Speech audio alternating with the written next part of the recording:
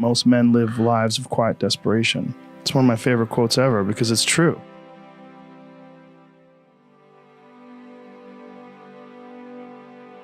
You're just in this world where you just can't wait to just run away.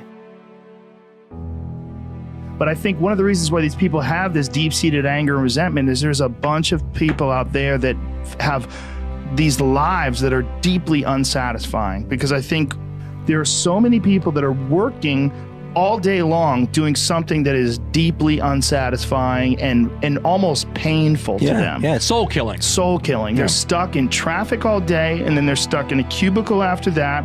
They relish the time to take a shit in the bathroom and look at their phone. I mean, they literally do that. That's a highlight of someone's day. They get in traffic on the way home. They get home after that, they're watching television. I think if people have a regular day job, if you could just find one thing that you do as a passion project and just keep building on it, just keep watering it, keep adding fertilizer, keep giving it attention, keep giving it focus, and you can escape. You can escape and you can be self-serving. You could be okay. You're gonna be okay.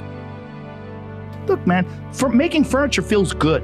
If you can do that, you could cut those corners perfectly and sand everything down nice and stain it, and then it's done and you get this satisfaction and you sell it to someone and that pays your bills. That is infinitely more satisfying than being stuck in some fucking cubicle working for someone that you don't want to work for, having to have these stupid fucking office meetings, talking to people in human resources, sitting down with your supervisor where they evaluate your job performance, and you're not really, you really need to be enthusiastic about this company. This company is your future. This kind of you're like, kill me now.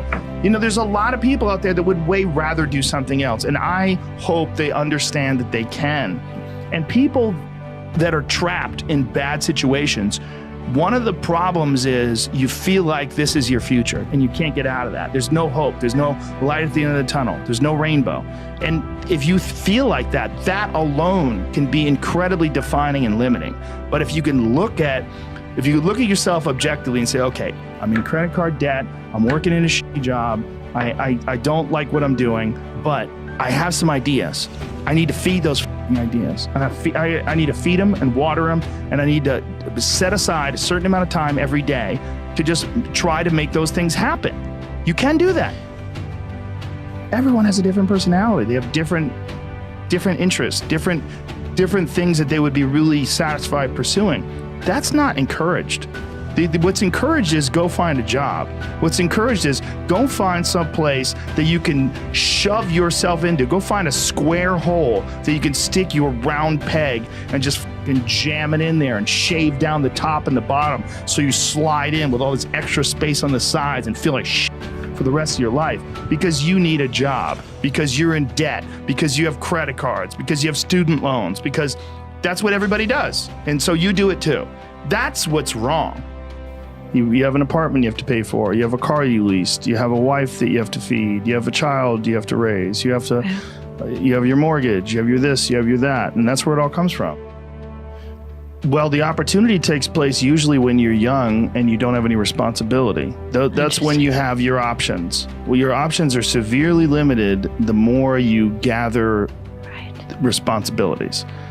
Like if I had to, as a 51-year-old father of 3, married man, pays taxes, has a house and a mortgage and a business and all that jazz.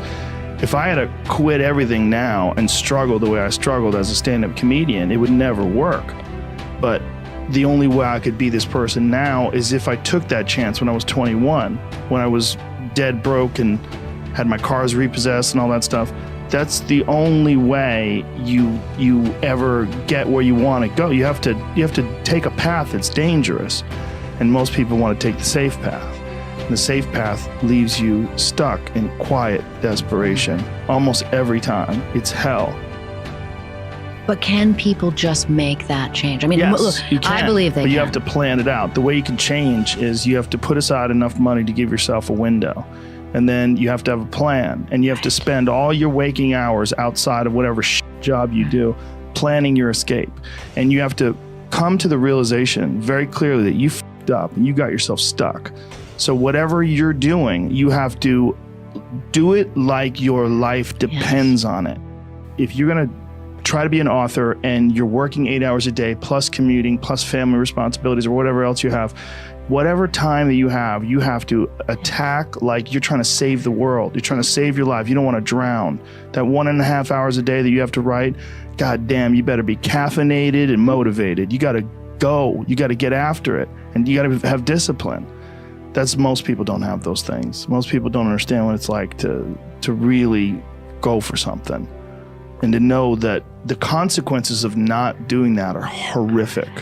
There are so many people that would be so much happier making $27,000 less a year, and the only thing they have to do is sell their current home where they only use 18% of the home anyway, and buy a home that has 2 less bedrooms so they don't have to have the job that is paying to maintain the lifestyle that they've propped up for themselves, and their life will be like disproportionately better. Because there's a lot more people living that than what you, like, as many entrepreneurs as they are that should be employees, there's way more people that basically build a life around how much they're earning, get to a place where they hate what they're doing to earn, have the opportunity to still do something that earns $20,000 less that they love, but they're golden handcuffed by worrying about what car they drive or where their house is because they actually care about other people's opinions, and nobody has the gear to take a step backwards. The inability to take a step back, to take 4 steps forward in happiness based on other people's opinions of watching you take a step back blows my fucking face off. When do you quit your job and go in? When you can afford it. Happiness is so unbelievably addictive. And it makes me so sad that so many of you created golden handcuffs for yourself that aren't letting you leave your job because you need to make $130,000 a year now because you wanted 700 more square feet in your apartment, or you wanted a BMW instead of a Toyota.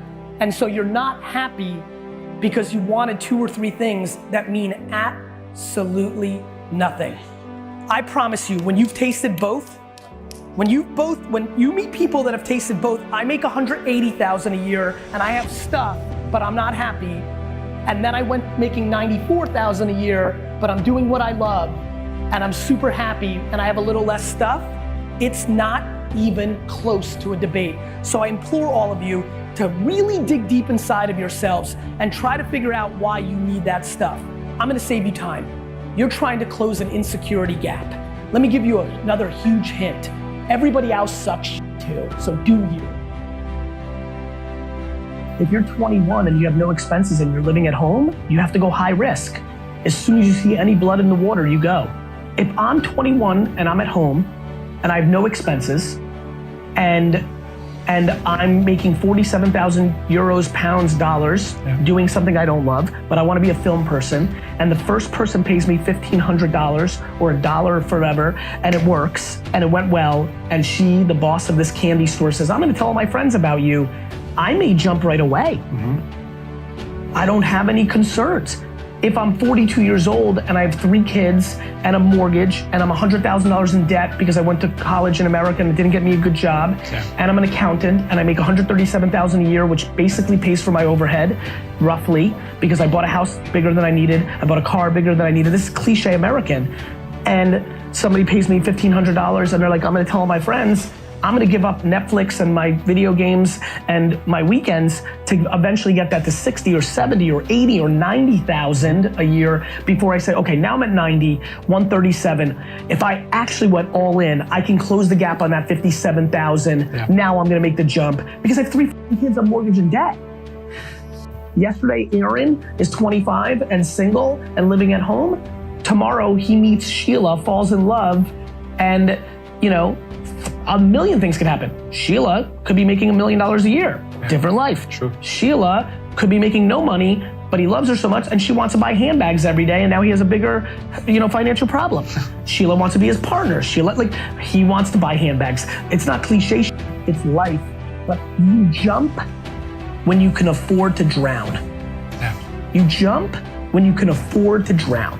What I mean by that is when you jump into the pool, you have to know that you've never swam before and you might drown. And you have to be able to do that when you can. And at 21 living at home, you can. Because you can go back and get a job, you have no overhead, right? But at 43 with 3 kids, you might not want to. And by the way, Or you might. You might have such a supportive spouse. Sheila, Aaron's the stay-home dad. Sheila's making the 147. Sheila talks to Aaron and says, Aaron, I'm gonna die if I don't jump. I'm 43, and if I don't jump now, I'm gonna be 62 and regret it my whole life. So I'm gonna jump, and if I fail and the economy collapses and I can't get a job, we may have to sell this home. We may have to move in with our parents in Florida. But I have to do that and take the loss in front of everybody's eyes that we're losers and we f***ed up. Because I know myself, and I know if I don't jump now, I'm gonna be miserable for 40 years that I was an accountant for my whole life. The reason I want everybody to live the way I do, which is do not care what other people think, once you go there, you're willing to jump. You're willing to drown. You're willing to move in with your 80-year-old parents and look like losers with your kids because you just don't care. The reason people aren't letting themselves get happy is because they value other people's opinions more than they value their happiness. They literally value their parents, their siblings, their best friends, and society's opinion more than their own happiness. They value, like, you live your life that you value other people's opinions more than being happy.